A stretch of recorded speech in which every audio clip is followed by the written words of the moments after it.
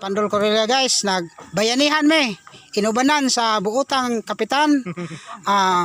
Doy maligsa siya ang si Ugda o siya nanguna ani tanan.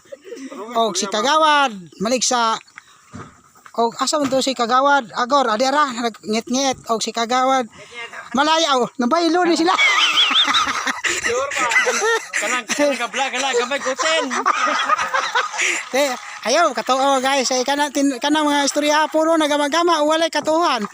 Kami ani gabayanihan alang-alang sa kadaghanan.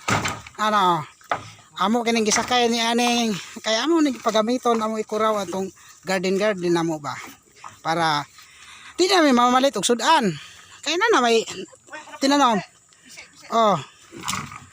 oy kayo at